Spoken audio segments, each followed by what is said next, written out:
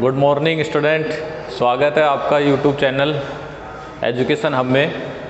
आज हम आपके लिए लेके आए हैं, सबसे पहली जो शुरुआत करेंगे वो करेंगे नंबर सिस्टम यानी संख्या पद्धति।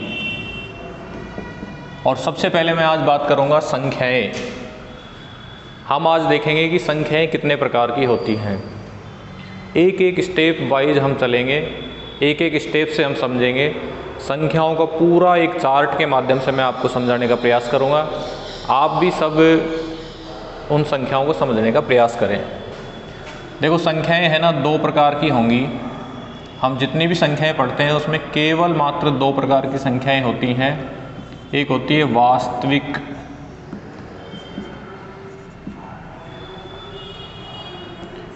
वास्तविक संख्या और एक होती है काल्पनिक संख्या।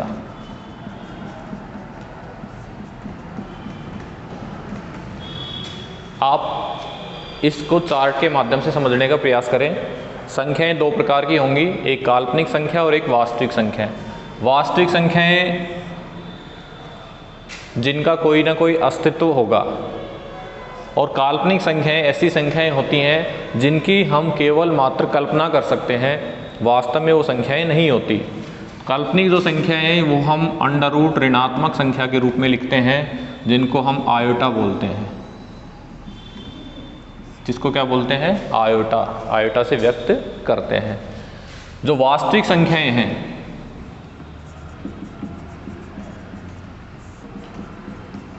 उसके भी फिर प्रकार होते हैं। उसमें भी दो प्रकार होंगे, एक होता है परिमेय और एक होता है अपरिमेय। यानी परिमेय संख्याएं और अपरिमेय संख्याएं। ये कौन सी संख्याओं के प्रकार हैं? वास्तविक संख्याओं के प्रकार हैं। अब आपके सामने दो प्रकार की संख्याएं हो गई, एक हो गई वास्तविक संख्या और एक हो गई काल्पनिक संख्या। वास्तविक संख्या के फिर दो प्रकार हो गए, परिमेय और अपरिमेय। पहले आप इस पार्ट को समझ लें क्योंकि ये तो आगे बढ़ेगा।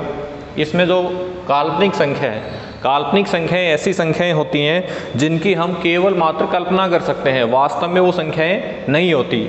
उनको हम कहेंगे काल्पनिक संख्याएं। काल्पनिक संख्याओं को हम आयोटा से व्यक्त करते हैं। जैसे कई बार आपने देखा होगा क्वेश्चन में लिखा आता है 5i। आई का मतलब आयोटा।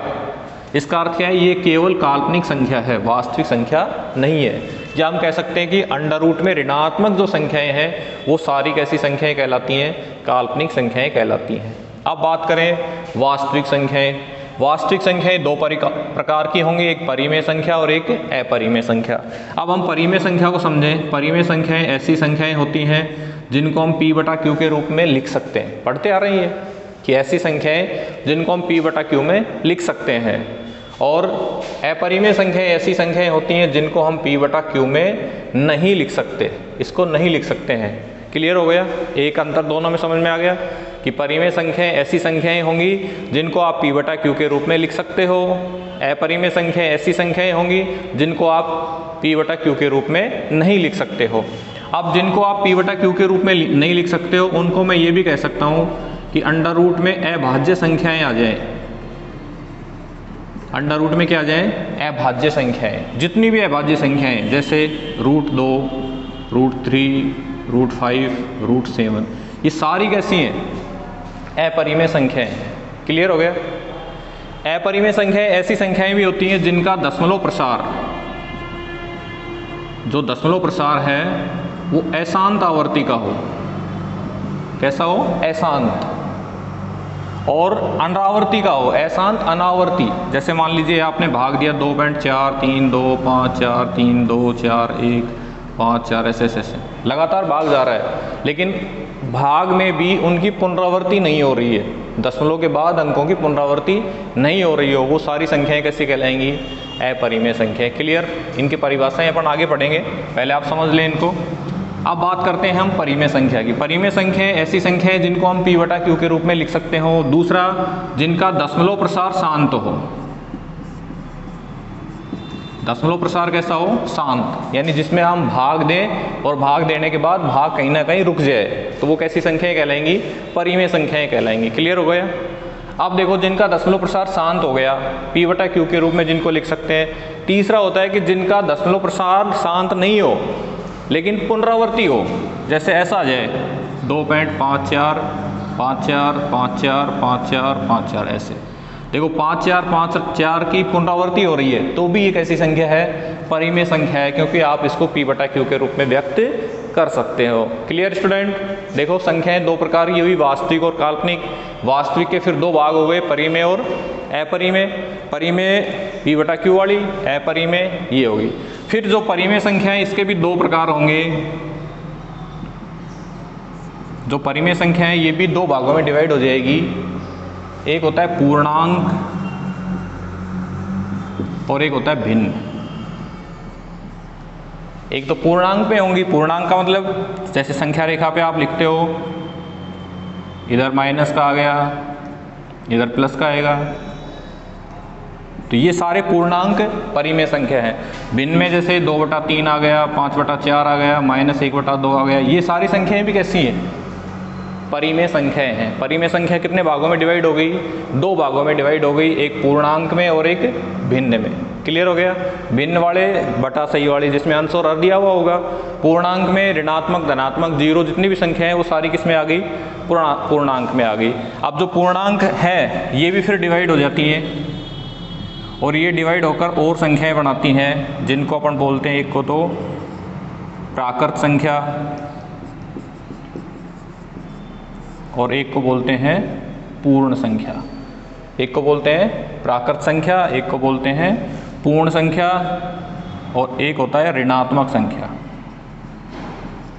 क्योंकि सारी इसी में मिली हुई है। पूर्ण संख्या भी, प्राकृत संख्या भी और ऋणात्मक संख्याएं, ये सारी किस में मिली हुई हैं? पूर्णांक में। अब प्राकृत संख्याएं हम जानते हैं ऐसी संख्याएं जो कहाँ से शुरू होती हैं? 1 से, ऐसे ये वाली। ऋणात्मक में -1, -2, -3 ये वाली, और पूर्ण में 0, 1, 2, 3 ये वाली संख्या है। कहने का अर्थ क्या हुआ कि पूर्णांक कितने भागों में डिवाइड हो गया? 3 भागों में। एक हो गया प्राकृत संख्या, ऋणात्मक संख्या, पूर्ण संख्या। क्लियर? अब इसके बाद हम आगे पढ़ें कि जो प्राकृत है ये भी फिर बढ़ जाएगा। किस में बढ़ जाएगा? समपूर्णांक हो गया, फिर विषम पूर्णांक हो गया, भाज्य हो गया और अभाज्य हो गया। समपूर्णांक ऐसी संख्या है जिनमें 2 का पूरा पूरा भाग जाता है। विषम पूर्णांक ऐसी संख्याएं जो 2 से विभाजित नहीं होती हैं। भाज्य संख्याएं ऐसी संख्याएं जिनमें खुद के अलावा किसी दूसरी संख्या का भाग जाएगा। और अभाज्य संख्याएं ऐसी संख्याएं जिनमें खुद के अलावा एक को छोड़कर किसी अन्य संख्या का भाग नहीं जाता हो। तो ये था हमारा संख्या का एक चार्ट जिसको आपने समझने का प्रयास किया होगा।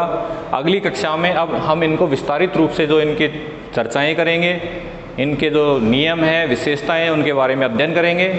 तो मैं आशा करता हूं कि आप लोगों को ये सारी चीज़ें समझ में आई होगी। कोई समस्या हो या कोई डाउट आपको इनमें हो तो आप मुझे कमेंट करके बता सकते हैं। धन्यवाद।